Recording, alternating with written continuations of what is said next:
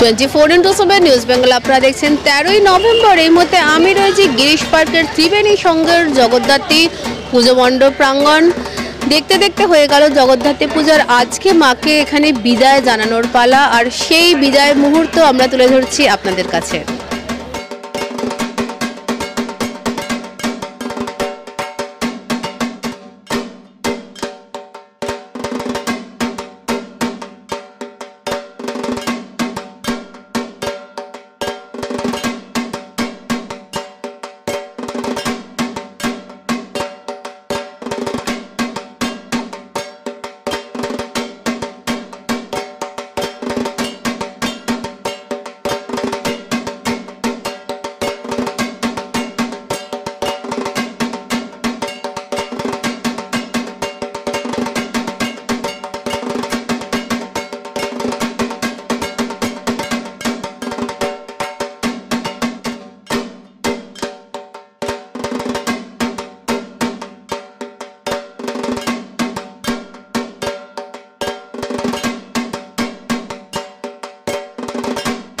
এই কমিটির কমিটি তো না, ঘরের পুজো একটা, মানে পুরো পাড়াটাই আমাদের বাড়ি।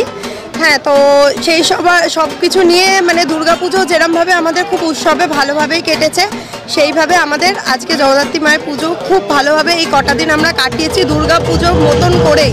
পুরো মানে যেমন চন্দননগরের আমাদেরও এখানে ওরমভাবেই আমরা পুজো কাটিয়েছি। সকলে যেন মায়ের কাছে একটাই কামনা, সকলকে যেন মা ভালো রাখুক, সবার শুভ কামনা করি। আমরাও মায়ের কাছে চাই মা তুমি প্রত্যেক বছর আসো, এইরকমভাবেই আমাদের কাছে কিছুদিন এসে ভালো থেকে আমাদেরকে ভালো রেখো সারাটা বছর।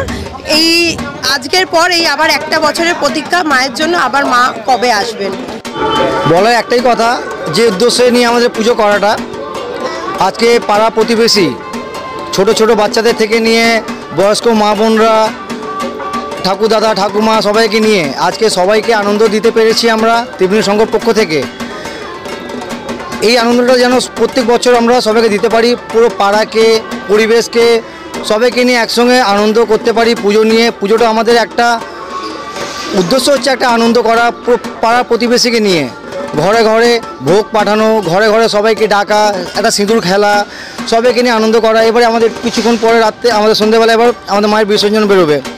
এবার অনেক আমাদের প্রসেশন করা হয়েছে, তার মধ্যে ঢাকিও রয়েছে, ব্যান্ড রয়েছে, অনেক কিছু রয়েছে। সব বাচ্চা থেকে শুরু করে বয়স্ক মানুষরা সবাই যাবে, সবাই যে আনন্দ করতে যাবে, এই আনন্দটা যে সবাই পায় আর সবাই যে জিনিসটা ভালোবাসে, যে সবাইকে আমরা এইভাবে আনন্দ দেখতে পারি আর সবাইকে এই আনন্দটা আমরা দিতে পারবো, সবসময় এই আশাটাই করে আমরা প্রত্যেক বছর পুজোটা করব। মনটা তো ভারাক্রান্ত হয়েই আসছে। তো এবছরে আমাদের শেষের প্রোগ্রামের দিকে আছি।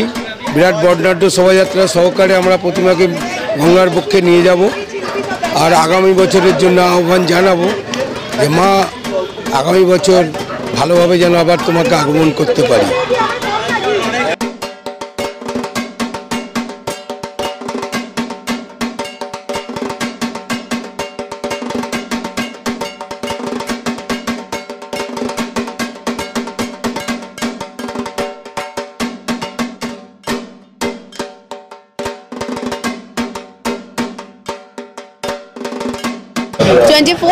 নিউজ বেঙ্গলের সঙ্গে থাকুন, সাথে থাকুন, দেখতে থাকুন সব খবরের জন্য চোখ রাখুন আমাদের চ্যানেলে।